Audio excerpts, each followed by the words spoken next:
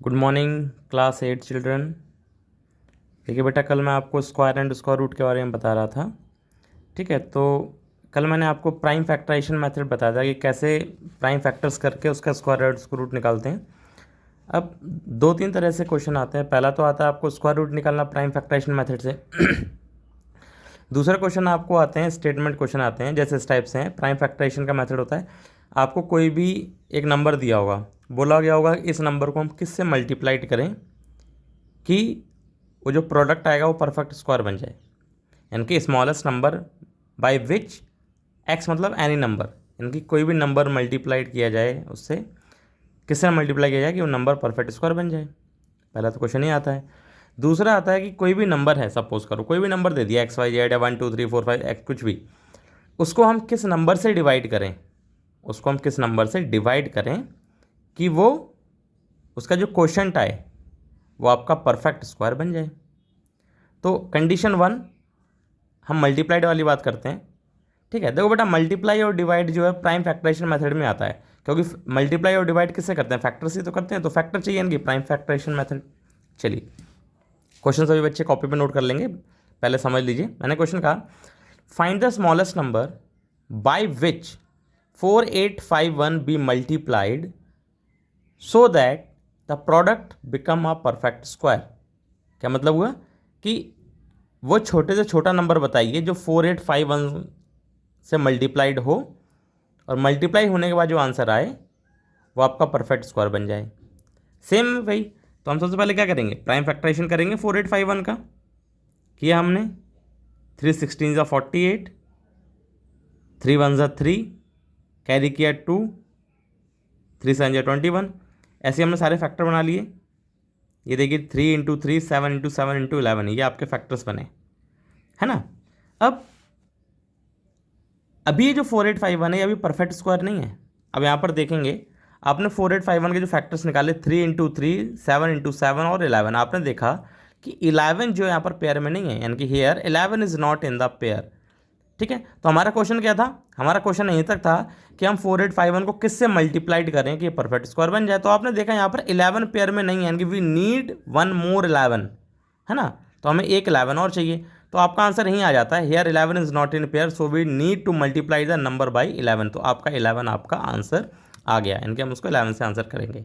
लेकिन कई बार क्या होता है, क्वेश्चन इसके आगे भी पूछ देता है कि वो बताइए कि 11 को मल्टीप्लाई करने के बाद किस नंबर का स्क्वायर बनेगा और वो नंबर क्या होगा। अब उसके आगे हम क्या करेंगे, अभी देखिए मैंने आपसे कहा था 4851 जो है अभी परफेक्ट स्क्वायर नहीं है, लेकिन हम जैसे ही इसको 11 से मल्टीप्लाई कर देंगे, इधर हमने देखिए 3 इंटू 3 7 टू 7 11 था, मैंने एक 11 से और मल्टीप्लाई कर दिया, और दोनों साइड मल्टीप्लाई करते हैं, इस नंबर को भी करेंगे। तो 4851 को अगर हम, क्योंकि ये तो हमने फैक्टर निकाले हैं, उसने तो कहा ना उस नंबर को किससे मल्टीप्लाई किया जाए, तो नंबर क्या था 4851 था ना, तो हमें 4851 को किससे मल्टीप्लाई किया जाए, 4851 को 11 से मल्टीप्लाई किया जाए। अगर हम 485 को 11 से मल्टीप्लाई करते हैं तो हमारे पास आंसर आएगा 543312, 543312। तो ये किसका हो जाएगा, देखिए एक पेयर 3 का हमने बाहर निकाल लिया, एक 7 का पेयर बाहर निकाल लिया, 11 को हमने पेयर बना दिया था क्योंकि पहले पेयर में नहीं था, तो हमने 11 इंटू 11 कर दिया, तो एक हमने पेयर बाहर लिया, तो 11 7 जा 77, 77 3 जा 231, यानी कि 54312 जो है वो 231 का स्क्वायर है। यानी कि वो क्वेश्चन पूछता है 11 को मल्टीप्लाई करने के बाद किसका स्क्वायर बनेगा, तो 231 का स्क्वायर बनेगा, जो कि कितना होता है 54331 लेकिन एक्चुअल में हमारे पास आंसर क्या था, 11 ही आंसर था। ठीक है बेटा, चलिए आगे देखते हैं। अगला क्वेश्चन इसी टाइप से है, उसमें मल्टीप्लाइड था, इसमें डिवाइड है। Find the smallest number by which 28812 be divided so that the question becomes a perfect square. यानी कि 28812 को हम किससे मल्टीप्लाई करें, सॉरी किससे डिवाइड करें। अब जानते हैं मल्टीप्लाई में जब एक्स्ट्रा आया था तो हमने एक्स्ट्रा मल्टीप्लाई कर दिया था, इसमें जो एक्स्ट्रा होगा उसको रिमूव कर देंगे। तो सेम वही हमने 28812 को हमने फैक्टर किया।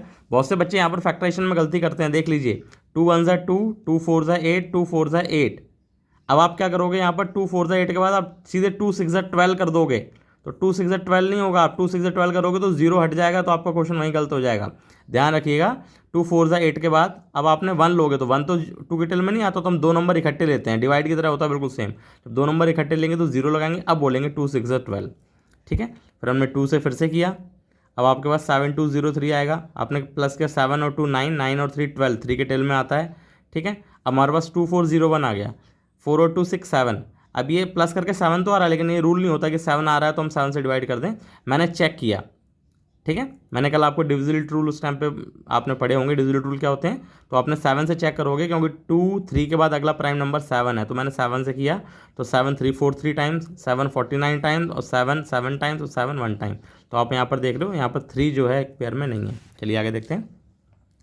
हियर 2 8 8 1 2 हमने पेयर बनाए, एक 2 2 आए, एक 3, फिर 4 टाइम्स 7 आया।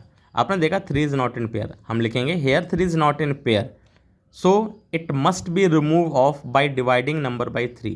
तो हम इस 3 को रिमूव करेंगे, तो ये तो है ना कि उठा के फेंक दिया जाए, तो ऐसे रिमूव नहीं होता मैथमेटिक्स में। मैथमेटिक्स में कोई भी नंबर अगर रिमूव करना हो तो या तो हम उतना ही प्लस उतना ही माइनस करके रिमूव कर सकते हैं, लेकिन मल्टीप्लिकेशन और डिवीजन में हम क्या करते हैं, किसी को रिमूव करना हो तो उस नंबर को उसी नंबर से हम डिवाइड कर देते हैं, तो रिमूव हो जाता है, ठीक है। तो 2 8 8 1 2 अभी तक ये परफेक्ट स्क्वायर नहीं है, लेकिन हम जैसे इस 3 से इसको डिवाइड कर देंगे तो ये परफेक्ट स्क्वायर बन जाएगा। ये देखिए मैंने सिंबल तभी लगाया, यहाँ नहीं लगाया मैंने उसको रूट, यहाँ लगाया, क्योंकि अभी 3 से डिवाइड हो जाएगा तो ये किसी ना किसी नंबर का स्क्वायर बनेगा।